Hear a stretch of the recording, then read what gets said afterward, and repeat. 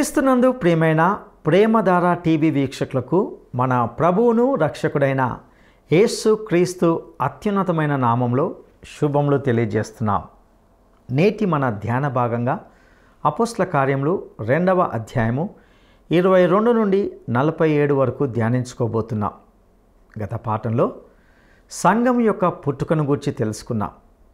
ఈరోజు సందేశంలో పేతురు చేసిన పెంతెకొస్తు ప్రసంగం యొక్క కొనసాగింపును చూస్తాం.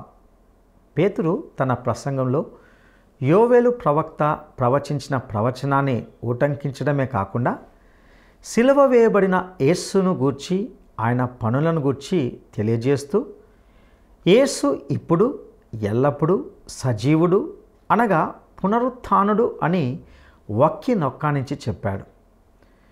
పేతురు పశ్చాత్తాపం గురించి బాప్టిస్మం గురించి బోధించాడు. సిలువ వేయబడిన యేసును గురించిన సత్యాన్ని విన్న ప్రజలు తమ హృదయంలో నొచ్చుకున్నారు. ఆ విషయంలో తాము ఏమి చేయాలని వారు ప్రశ్నించారు. పశ్చాత్తాపడి పాప క్షమాపణ నిమిత్తము యేసుక్రీస్తు నామంలో బాప్టిస్మం తీసుకోవాలని పేతురు వారికి చెప్పాడు. ఆ రోజున 3,000 మంది బాప్టిస్మం తీసుకున్నారు. ఈ 2వ అధ్యాయంలో సంఘము అనగా విశ్వాసులు ఎలా ఆధ్యాత్మికంగా ఎదిగారో వాటికి సంబంధించిన విశేషాలను ఈనాటి పాఠంలో తెలుసుకోవడానికి మనం సిద్ధపడదామా? సోదరీ సోదరులారా, మీ బైబిళ్ళు తెరవండి. ఈరోజు మన పాఠం అపోస్తల కార్యములు 2వ అధ్యాయం 22 నుండి 47వ వచనం వరకు సావధానంగా వినండి. ఇది పేతురు చేసిన పెంతెకొస్తు ప్రసంగం గత పాఠం తరువాయి. ఇశ్రాయేలు వారలారా, ఈ మాటలు వినండి. దేవుడు నజరేయుడైన యేసు చేత అద్భుతములను మహత్కార్యములను సూచక క్రియలను మీ మధ్యను చేయించి ఆయనను తన వలన మెప్పు పొందిన వానిగా మీకు కనపరిచాడు. ఇది మీరే ఎరుగుదురు. దేవుడు నిశ్చయించిన సంకల్పమును ఆయన భవిష్య జ్ఞానమును అనుసరించి అప్పగించబడిన ఈయనను మీరు దుష్టుల చేత సిలువ వేయించి చంపారు. మరణము ఆయనను బంధించి ఉంచడం అసాధ్యం గనుక దేవుడు మరణవేదనలు తొలగించి ఆయనను లేపాడు. ఆయనను గూర్చి దావీదు అన్నాడు, నేనెల్లప్పుడూ నా ఎదుట ప్రభువును చూస్తూ ఉన్నాను. ఆయన నా కుడిపార్శ్వమున ఉన్నాడు గనుక నేను కదల్చబడను. కావున నా హృదయము ఉల్లసించింది, నా నాలుక ఆనందించింది, నా శరీరము కూడా నిరీక్షణ కలిగి నిలకడగా ఉంటుంది. నీవు నా ఆత్మను పాతాళములో విడిచిపెట్టవు, నీ పరిశుద్ధుణ్ణి కుళ్ళు పట్టనివ్వవు. నాకు జీవమార్గములు తెలిపావు, నీ దర్శనమనుగ్రహించి నన్ను ఉల్లాసముతో నింపావు. సహోదరులారా, మూలపురుషుడైన దావీదును గూర్చి మీతో నేను ధారాళముగా మాట్లాడవచ్చు. అతడు చనిపోయి సమాధి చేయబడ్డాడు. అతని సమాధి నేటి వరకు మన మధ్యనే ఉన్నది. అతడు ప్రవక్త. గమనించండి శ్రోతలు, పేతురు తన ప్రసంగంలో యోవేలు చెప్పిన ప్రవచనాన్ని ఉటంకిస్తున్నాడు. ఆ ప్రవచనాలు భవిష్యత్తులో నెరవేరుతాయి. రక్తము, అగ్ని, పొగ, ఆవిరి ప్రవచనాత్మకంగా చెప్పబడినవి. సూర్యుడు చీకటి అయితే చంద్రుడు రక్తంగా మారుతాడు. ఇవన్నీ ఇంకా నెరవేరి ఉండలేదు. ఇవి పెంతెకొస్తునాడు జరిగినవి కావు. పేతురు ఏమంటున్నాడు? ఇప్పుడు ఈ రోజున జరిగింది ఏదో వింత అనుకోకండి. యోవేలు చెప్పింది జరగబోతోంది. అది మరీ ఆశ్చర్యకరం అని పేతురు వివరిస్తున్నాడు. పెంతెకొస్తునాడు సంఘం ఆరంభమైంది. పేతురు యూదజాతీయులతో మాట్లాడుతున్నాడు. యేసు ప్రభువు అద్భుతాలు, మహత్కార్యాలు, సూచక క్రియలు చేశాడు. ప్రజల దృష్టిని తన వైపునకు మరల్చడానికి యేసు అద్భుతాలు చేశాడు. జరిగిందంతా దేవుని నిర్ణయము చొప్పుననే జరిగింది. అయితే ఈ విషయంలో దేవుని ప్రజల బాధ్యత కూడా ఉంది. యేసుక్రీస్తు శిలువ వేతకు ఎవరు బాధ్యులు? మతనాయకులే ఆ విషయంలో ఎక్కువ శ్రద్ధ చూపారు. వారు బాధ్యత వహించక తప్పదు. అది తీర్పులో పరిగణనకు వస్తుంది. వారే ప్రజలను రెచ్చగొట్టారు. వారే రోమా ప్రభుత్వంపై ఒత్తిడి తెచ్చారు. యేసు రోమీయుల శిలువ మీదనే చనిపోయాడు. తోటి ఇశ్రాయేలీయులను ఉద్దేశించి, మీరే యేసు శిలువ వేతకు బాధ్యులు అని పేతురు వేలుపెట్టి చూపి మరీ అంటున్నాడు. అయితే నీవు నేను, లోకంలోని ప్రతి మనిషి యేసు శిలువ వేతకు బాధ్యులే. ఇది అందరూ ఒప్పుకొని తీరాలి. పేతురు తన ప్రసంగంలో యేసు పునరుత్థానాన్ని ప్రకటిస్తున్నాడు. యోహాను సువార్త 10వ అధ్యాయం 17 నుండి 18వ వచనం వరకు ప్రభు అన్నాడు, నేను దానిని మరల తీసుకునేటట్లు నా ప్రాణము పెడుతున్నాను. పేతురు తన ప్రసంగంలో అన్నాడు, మరణము ఆయనను బంధించి ఉంచడము అసాధ్యం. గనుక దేవుడు మరణవేదనలు తొలగించి ఆయనను లేపాడు. పేతురు ప్రసంగాంశం యోవేలు ప్రవచనం కాదు. యేసుక్రీస్తు యొక్క పునరుత్థానమే పేతురు ప్రసంగ అంశం, సారాంశం. పేతురు తన జాతీయులను ఉద్దేశించి అంటున్నాడు, ఈయనను మీరు దుష్టుల చేత సిలువ వేయించి చంపారు. 16వ కీర్తన 8 నుండి 10వ వచనం వరకు పేతురు ఉటంకిస్తున్నాడు. సంఘయుగంలో ప్రసంగించబడిన ప్రథమ బహిరంగ సందేశం ఇదే. నీవు నా ఆత్మను పాతాళములో విడిచిపెట్టవు. ఇది యేసు ప్రభువును గురించిన ప్రవచనం నెరవేరింది. పాతాళము అంటే షెయోల్. దావీదు తన 16వ కీర్తనలో క్రీస్తు పునరుత్థానాన్ని ప్రవచించాడు. 16వ కీర్తనలోని ప్రవచన భావాన్ని పేతురు ప్రసంగిస్తున్నాడు. పరిశుద్ధాత్మే పేతురు నోట ఈ మాటలు పలికించాడు. పేతురు దేవాలయ ప్రాంగణంలో నిలిచి బోధిస్తున్నాడు. దావీదు సమాధిని వేలుపెట్టి చూపుతున్నాడు. సీయోను కొండ మీద దావీదు సమాధి ఉంది. దావీదు తనను గురించి చెప్పుకోలేదు. అతని శవం కుళ్ళు పట్టింది. కాని ఈ ప్రవచనం యేసును గురించింది. ఆయన సజీవంగా సమాధిలో నుండి లేచాడు. ఆయన పునరుత్థానుడు. 30వ వచనం నుండి, దావీదు ప్రవక్త గనుక అతని గర్భఫలములో నుండి అతని సింహాసనము మీద ఒకణ్ణి కూచోబెడతాను అని దేవుడు తనతో ప్రమాణపూర్వకంగా ఒట్టు పెట్టుకున్న సంగతి అతడెరిగి, క్రీస్తు పాతాళములో విడువబడలేదని, అతని శరీరము కుళ్ళిపోలేదని దావీదు ముందుగా తెలుసుకొని ఆయన పునరుత్థానమును గూర్చి చెప్పాడు. ఈ యేసును దేవుడు లేపాడు. దీనికి మేమందరము సాక్షులము. ఆయన దేవుని కుడిపార్శ్వమునకు హెచ్చించబడి పరిశుద్ధాత్మను గురించిన వాగ్దానమును తండ్రి వలన పొంది మీరు చూస్తూ వింటూ ఉన్న దీనిని కృమ్మరించి ఉన్నాడు. అపొస్తలుల కార్యములు 2వ అధ్యాయమంతా 16వ దావీదు కీర్తనపై వ్యాఖ్యానమే. అదంతా యేసు పునరుత్థానమును గురించిన ప్రవచనమే. పేతురు ఈ ప్రవచనానికి నెరవేర్పును వారి దృష్టికి తెస్తున్నాడు. సంఘం ఆవిష్కరించబడిన తరువాత మొట్టమొదటి ప్రసంగం ఈస్టరు సందేశం. ప్రతి ప్రసంగంలో యేసు పునరుత్థానం ముఖ్యాంశం. పునరుత్థానం క్రైస్తవ విశ్వాసికి, సత్య సిద్ధాంతానికి ఆయువు పట్టు. పేతురంటున్నాడు, మీరు మీ స్వంత భాషలో ఈ సందేశం వినగలుగుతున్నారంటే యేసు పునరుత్థాన శక్తే దీనికి మూలం. పేతురు తన ప్రసంగంలో ఇంకా అన్నాడు, దావీదు పరలోకానికి ఎక్కిపోలేదు. అయితే అతడన్నాడు, నేను నీ శత్రువులను నీ పాదముల క్రింద పాదపీఠముగా ఉంచే వరకు నీవు నా కుడిపార్శ్వమున కూర్చుండుమని ప్రభువు నా ప్రభువుతో చెప్పాడు.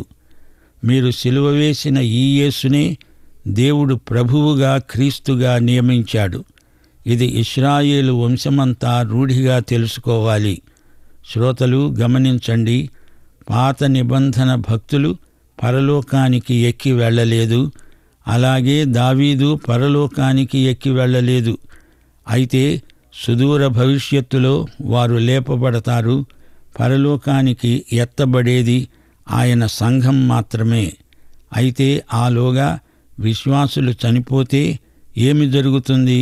2 కొరింథీ 5వ అధ్యాయం 8వ వచనం, ఈ దేహమును విడిచిపెట్టి ప్రభువు వద్ద నివసించడానికి ఇష్టపడుతున్నాము. 110వ కీర్తన 1వ వచనం తిరిగి పేతురు తన ప్రసంగంలో ఉటంకిస్తున్నాడు. ప్రభువు నా ప్రభువుతో సెలవిచ్చిన వాక్కు, నేను నీ శత్రువులను నీ పాదములకు పీఠముగా చేసే వరకు నా కుడిపార్శ్వమున కూర్చో. యేసు ప్రభువు ఇప్పుడు పరలోకంలో తండ్రి కుడిపార్శ్వమందు కూర్చున్నాడు. తన రాజ్యమును స్థాపించడానికి అక్కడి నుంచి వస్తాడు. ప్రస్తుతం ఆయన పరలోకంలో ఉండి పరిపాలిస్తున్నాడు. పరలోకమే ప్రస్తుతము ఆయన రాజధాని నగరం.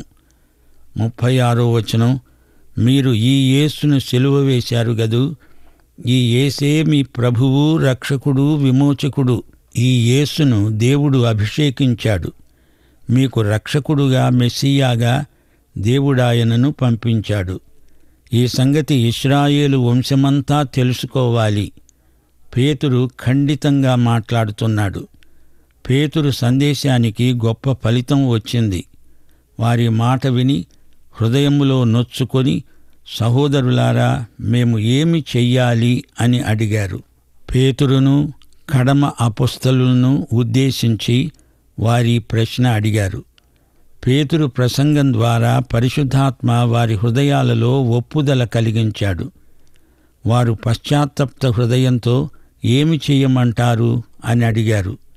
38వ వచనం, పేతురన్నాడు, మీరు మారు మనస్సు పొంది పాపక్షమాపణ నిమిత్తము ప్రతివాడు యేసుక్రీస్తు నామమున బాప్తిస్మము పొందండి.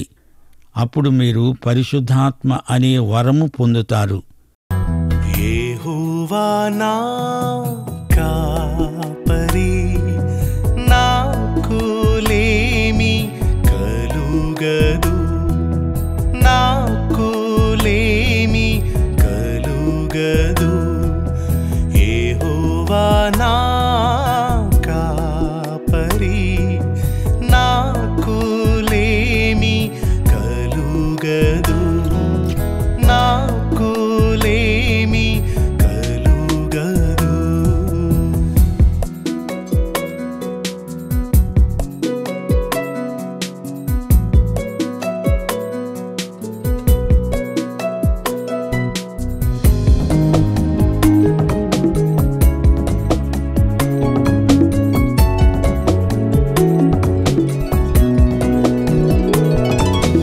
పచ్చిక గల చోట్లందు ఆయన పరుండజేయుచున్నాడు.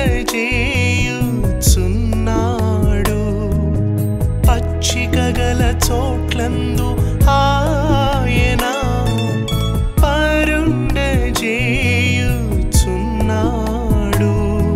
పరుండజేయుచున్నాడు, పరుండజేయుచున్నాడు. యెహోవా నా కాపరి, నాకు లేమి కలుగదు, నాకు లేమి కలుగదు.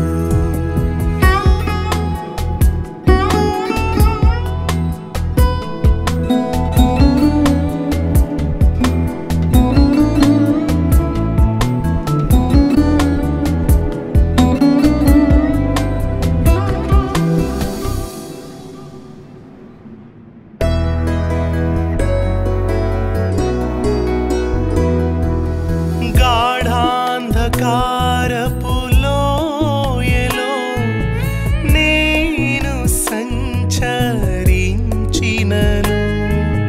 గాఢాంధకారపు లోయలో నేను సంచరించినను,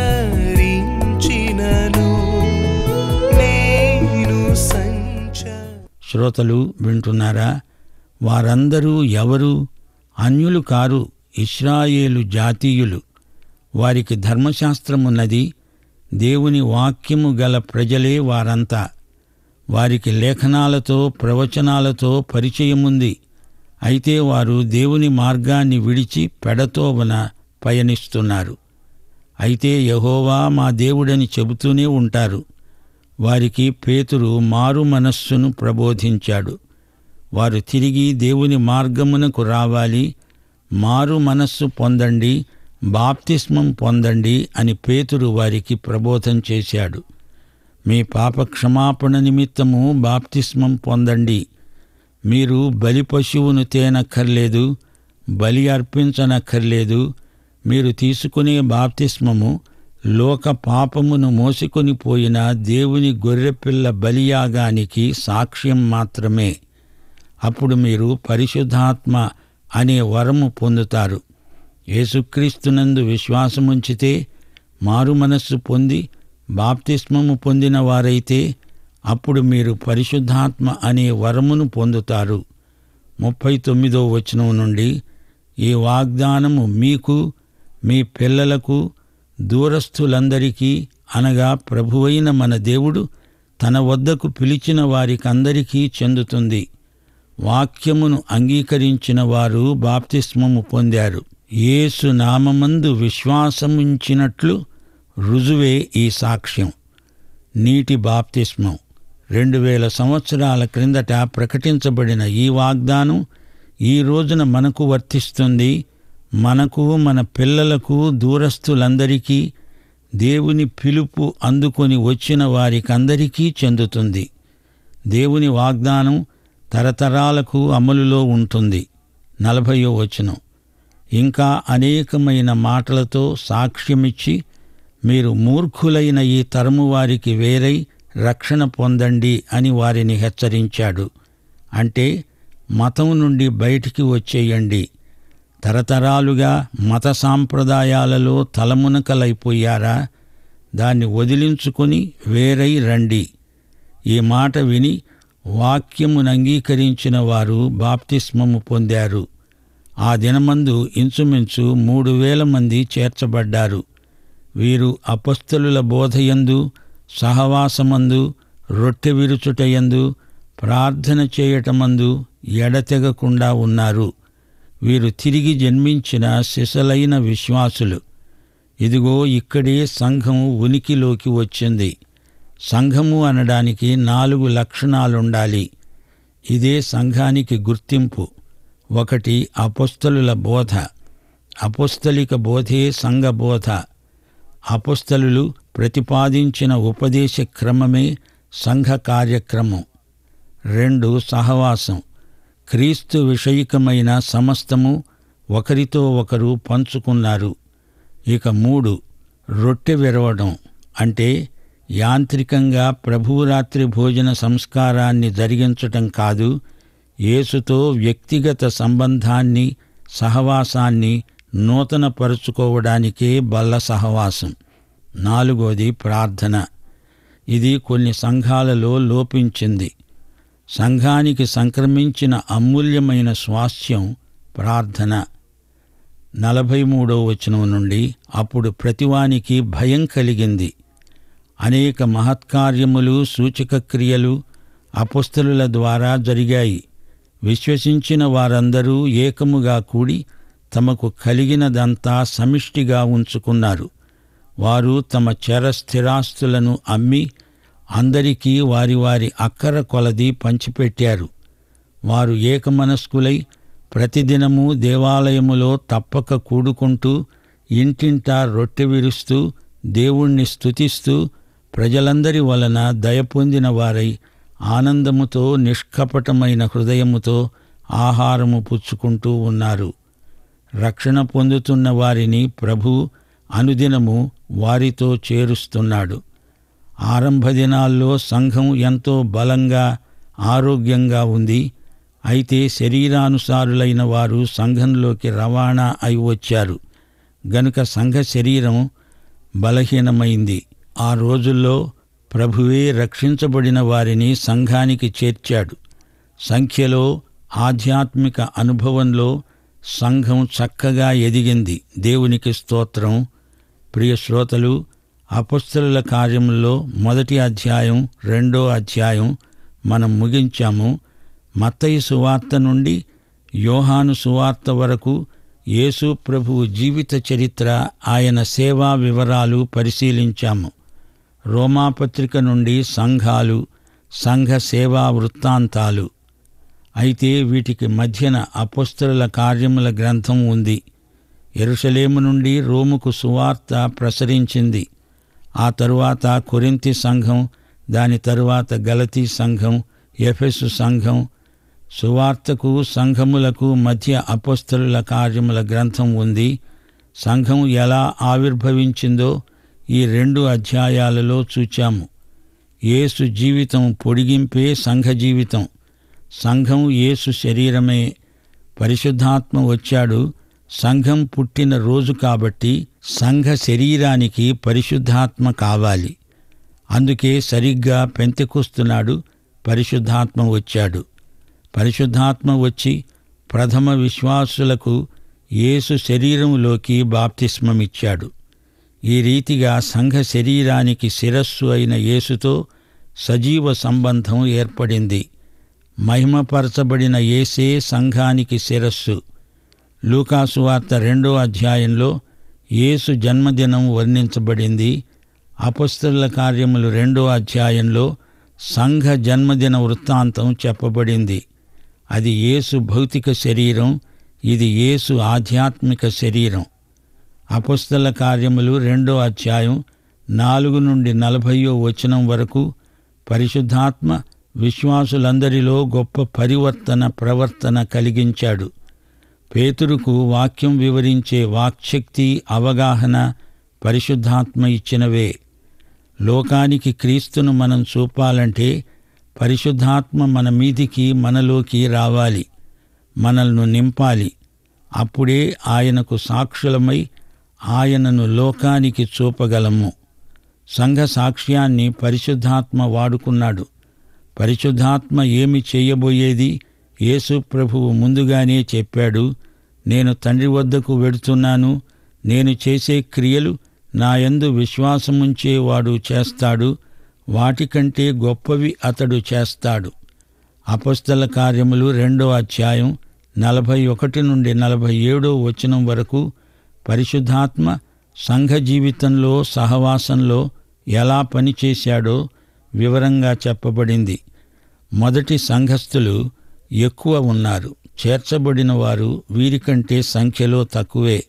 సంఘ కుటుంబంలో ఎంతో సన్నిహితమైన ప్రేమ సంబంధాలు, సహవాసము ఉన్నాయి.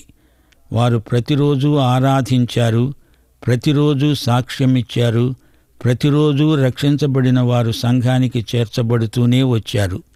అలాంటి అనుదిన ప్రవర్ధమాన సంఘాలు ఎక్కువ ఈ రోజున కావాలని పరిశుద్ధాత్మ కోరుతున్నాడు. శ్రోతలు జ్ఞాపకముంచుకోండి, ఈ గ్రంథం అసలు పేరు సంఘము ద్వారా పరిశుద్ధాత్మ చేసిన కార్యములు. పరలోకంలో ఉండి యేసు ప్రభువు జరిగిస్తున్న ఈ కార్యములు ఇంకా కొనసాగుతూనే ఉన్నాయి. ప్రభువు వచ్చే వరకు, సంఘం ఎత్తబడే వరకు ఈ కార్యములు కొనసాగుతూనే ఉంటాయి.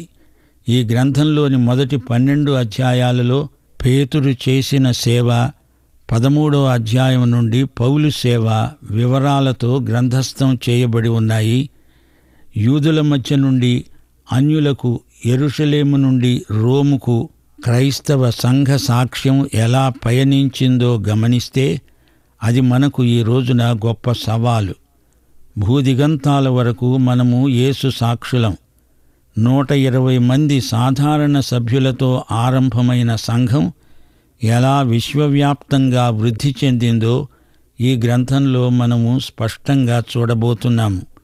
పేతురు, పౌలు వీరిద్దరి సాహసయాత్రలు, పరిశుద్ధాత్మ నాయకత్వంలో సంఘం సాధించిన విజయాలు మన సువార్త దృక్పథానికి ఇంకా విస్తృతమైన పరిమాణం చేర్చగలదు. యేసు ప్రభు తిరిగి వస్తానన్నాడు. ఈలోగా ఆయన మనకు అప్పగించిన పని నమ్మకంగా చేయాలి. అంతిమ విజయం సంఘానిదే. యేసే మహావిజేత. అపొస్తలుల కార్యముల గ్రంథ రచయిత లూకా ప్రార్థన యొక్క ప్రాముఖ్యాన్ని ఎత్తిచూపుతున్నాడు. మనం ప్రార్థిస్తూ ఉండగా ప్రభువు తన శక్తిని మనతో పంచుకుంటాడు. ప్రథమ సంఘం ప్రార్థించే సంఘం. అంతేకాదు, దేవుని వాక్యం ఏ విధంగా విశ్వాసులకు దారి చూపుతుందో అపొస్తలుల కార్యముల గ్రంథంలో ఎన్నో నిదర్శనాత్మక సంఘటనల్లో మనం చూడగలం. ఈ పాఠం ముగింపులో కీర్తనలు 119, 105 వచనాన్ని మా శ్రోతలతో పంచుకోగోరుతాము. నీ వాక్యము నా పాదములకు దీపము, నా త్రోవకు వెలుగు. దీనికి అనుబంధంగా మరో వచనం ప్రకటన గ్రంథం 19వ అధ్యాయం 13వ వచనం. రక్తములో ముంచబడిన వస్త్రము ఆయన ధరించుకొని ఉన్నాడు. దేవుని వాక్యము అనే నామము ఆయనకు పెట్టబడింది. ప్రియ సోదరా, సోదరి, నీవి యేసుక్రీస్తును నీ స్వకీయ రక్షకుడుగా ఎరుగుదువా? ప్రభు అయిన యేసుక్రీస్తు వారి కృప, తండ్రి అయిన దేవుని ప్రేమ, పరిశుద్ధాత్మ అన్యోన్య సహవాసము మనకందరికీ సదాకాలము తోడై ఉండునుగాక. ఆమేన్. పేతురు తన ప్రసంగంలో యేసు పునరుత్థానానికి సంబంధించి ఏ ప్రవక్తను గూర్చి ప్రస్తావించాడు? పేతురు తన ప్రసంగంలో యేసు పునరుత్థానానికి సంబంధించి ఏ ప్రవక్తను గూర్చి ప్రస్తావించాడు? 1 యోనా, 2 దావీదు, 3 యోవేలు. ఈ ప్రశ్నకు సరైన జవాబును ఈ వాట్సాప్ నంబర్కు పంపండి. మా వాట్సాప్ నంబర్ 9399952570. ప్రియులారా, మనము సంఘం యొక్క పుట్టుకను గూర్చి, పేతురు చేసిన పెంతెకొస్తు ప్రసంగమును గూర్చి వింటూ వచ్చాం.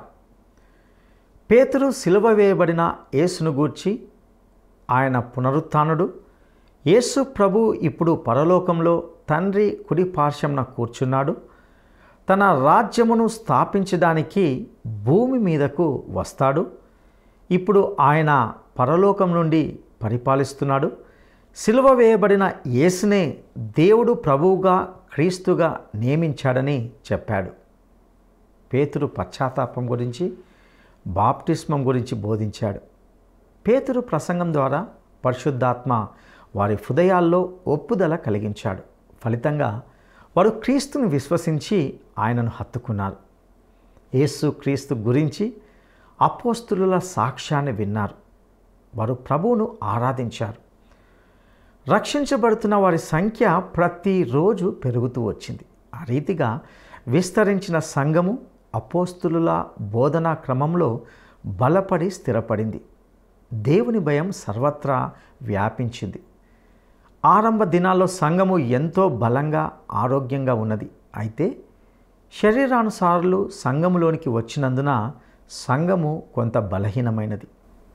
ప్రియ సహోదరుడా, సహోదరి, పేతురు ప్రసంగ సారాంశం ఏమిటంటే, ఒక వ్యక్తి మారు మనసు పొంది పశ్చాత్తాపడాలి.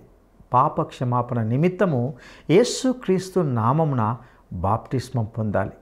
ఆ తర్వాత విశ్వాసిగా దేవుని వాక్యమునందు, సహవాసమునందు, రొట్టె విరుచుటయందు మరియు ప్రార్థన చేయుటయందు ఎడతెగక ఉండాలి.